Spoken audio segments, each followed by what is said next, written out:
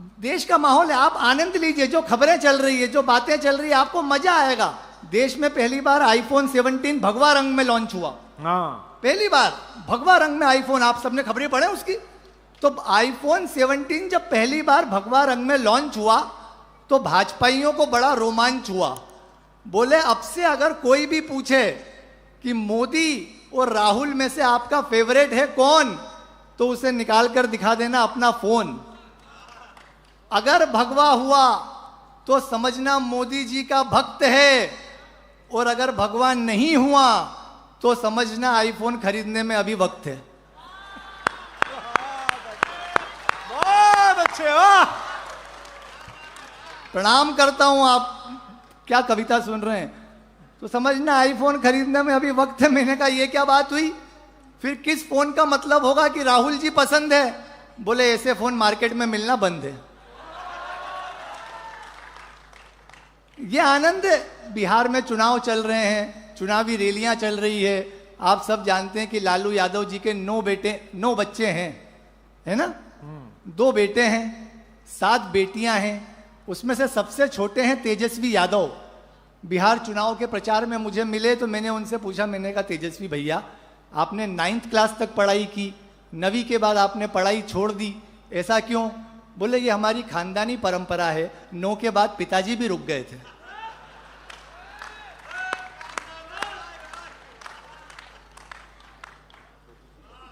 ये मस्ती है, ये आनंद है।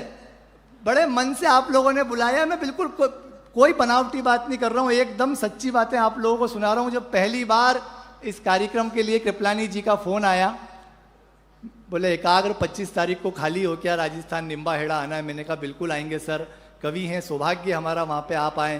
तो मैंने एक बहुत सहज सवाल उनसे पूछा जो हर कवि पूछता है किसी भी आयोजक से। मैंने कहा बिल्कुल आऊँगा सर, लेकिन राशि? बोले वृश्चिक।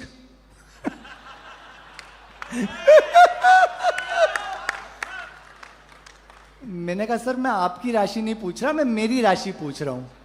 बोले तुम्हारी शायद वृषभ होगी। मैंने कहा सर मैं कार्यक्रम की राशि पूछ रहा हूं। अरे बोले कैसी बात कर रहे हो, तुम्हें कार्यक्रम में आमंत्रित करने के पैसे थोड़ी लूंगा।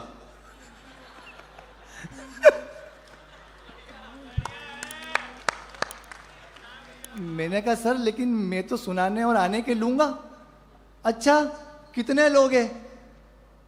अब इतने बड़े व्यक्ति से अपन क्या बोले? तो मैंने कहा सर आप जो भी आप सोच रहे हैं, जो भी आपने सोचा होगा, उससे भी 2000 कम दे दीजिएगा। बोले ठीक है फिर तो आ जाओ। मैंने 2000 ही सोचे थे। तो आपको मेरा भाव पता चल गया है।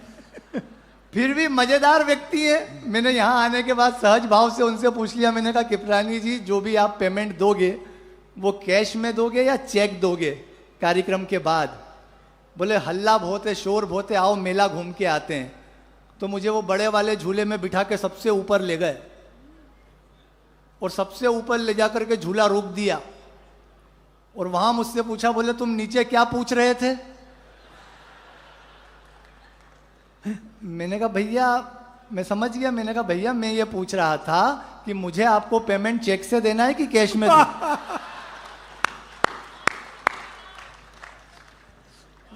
बोले वाह बेटा होशियार हो, जल्दी समझ गए, वरना कई कवियों को तो मैं बाइक पे बिठा के मौत के कुएं में भी घुमाता हूं। बहुत मन से, बहुत अच्छे से आप सुन रहे हैं। राजस्थान जब भी आता है, क्या गीत सुने आपने? प्रवीण भाई के गीत, भुवन दीदी के गीत, साक्षी के गीत। कविता का जादू ही कुछ ऐसा है, लालित ही ऐसा है। गीत जब सर पे चढ़ करके बोलता है, आदमी भावावेश में बहता है। आज तो माँ का गीत नहीं सुनाया प्रवीण भाई ने। प्रवीण भाई माँ का गीत सुनाते हैं, आंसू आंसू हो जाता है, बिल्कुल पूरा पांडाल भावुक हो जाता है। उदयपुर के एक कार्यक्रम में हम थे, प्रवीण भाई ने माँ पर गीत पढ़ा और साक्षी तिवारी ने रोना चालू कर दिया। इतना भावुक गीत।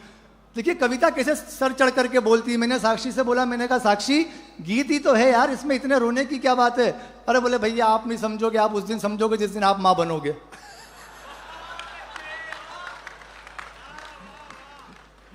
मैं ये दीपक भैया की भाषा का जादू, मेवाड़ी का जादू जो आपने सुना, वाकई में मैं प्रणाम करता हूँ आप लोगों को, आपकी भाषा संस्कृति को। हमारे शहर में भाई साहब, हमारे शहर में भाभी, हमारे शहर में एक बहू ने इतना कह दिया कि सासू माँ मैंने सब्जी काट दी, तो सासू माँ नाराज हो गई। बोले बेटा ऐसा नहीं बोलते सब्जी काट दी, ऐसा बोलो कि सब्जी सुधार दी। हमारी यहाँ भाषा के संस्कार है। 7 दिन बाद सासू माँ को कुत्ते ने काटा।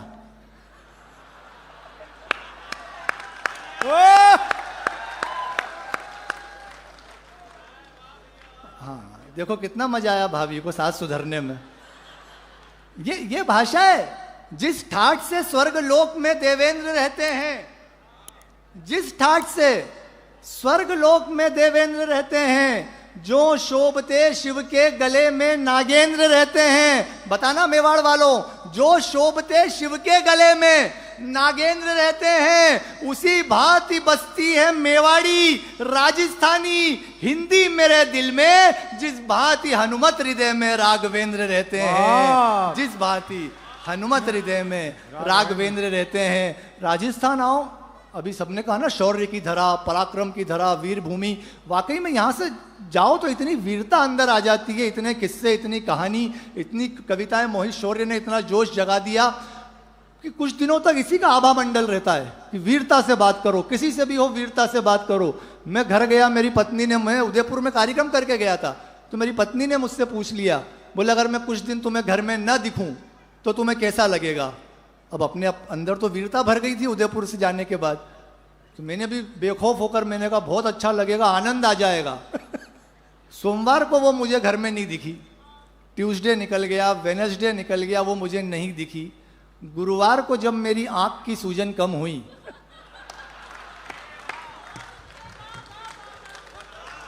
बहुत अच्छे, वाह भाई, तालियां बजनी चाहिए, क्या बात है, वाह वाह वाह।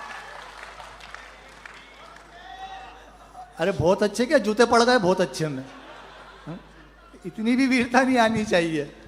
आइए हम क्रम में हैं। देखिए मैं जानता हूं जिस मंच पर युग कवि कुमार विश्वास जी होते हैं, देश भर का कोई भी कवि सम्मेलन हो, कुशल भाई आप मानेंगे मोहित भाई, देश भर का कोई भी कवि सम्मेलन हो, जिस मंच पे आदरणीय कुमार विश्वास जी नहीं होते, वहां पे जब श्रोता कवियों को सुनते हैं तो इस तरह से गिनते हैं, पहले कवि को सुन लिया, दूसरे कवि को सुन लिया, तीसरे को सुन लिया। लेकिन जब कुमार जी मंच पे होते हैं तो वो ऐसे गिनते हैं कि अब 3 और बचे हैं।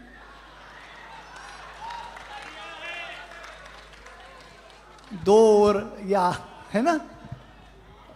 हम YouTube पे जब कोई अपना वीडियो देखना चाहें और उसके पहले विज्ञापन आ जाए, तो आप यही मान लो हम वही वाले विज्ञापन है जिसे स्किप भी नहीं कर सकते, जिसे देखना ही है। और मैं तो वो कवि हूं जिसका लोग वीडियो स्किप करके विज्ञापन देखते हैं।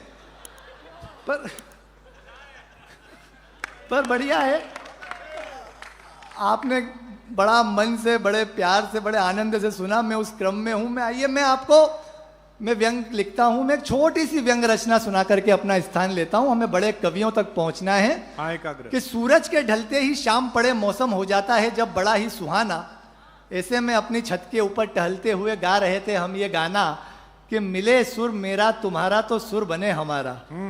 जैसे ही गाने के बोल हमारी पत्नी के कानों में दिए सुनाई, वैसे ही वो चिल्लाते हुए ऊपर आई, बोली आजकल आपके इस गाने से मैं बहुत बोर हो रही हूं, और जिस दिन से आपके और मेरे सुर मिले थे उस दिन को आज तक रो रही हूं। बहुत अच्छे। उस दिन को आज तक रो रही हूं। और आप हो कि रोज छत पर आकर ये गाना गा रहे हो। मुझे सब पता है किसे सुना रहे हो। अरे एक बच्चे के बाप हो गए और इस उम्र में सुर मिला रहे हो। मैंने कहा भाग्यवान तो क्या, सुर मिलाने के लिए उम्र कम होना चाहिए। अगर तुम्हारा ये ख्याल है तो इस ख्याल को दिल से हटाइए। लोगों का अनुभव तो ये बतलाता है कि सुर किसी भी उम्र में मिले, कसम जवानी की जिंदगी में मजा आ जाता है। कसम जवानी की जिंदगी में मजा आ जाता है।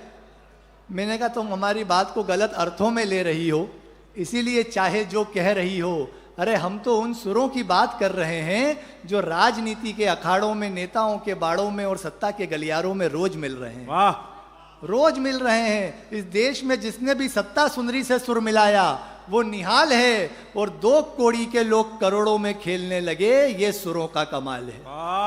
2 कौड़ी के लोग करोड़ों में खेलने लगे, ये सुरों का कमाल है। हालांकि ये बात अलग है कि जिसमें भी ये सुर मिलाने के गुर हैं वे आदमी नहीं असुर हैं। इन असुरों का विनाश हो ऐसी हम सबकी अभिलाष है, लेकिन इस भारतीय लोकतंत्र रूपी विश्वामित्र को अपने राम की तलाश है, अपने राम की तलाश है। बहुत बहुत आभार, बहुत बहुत वाह वाह, बहुत अच्छे। एक बार जोरदार तालियां एकाग्र के लिए मिले। वाह वाह वाह।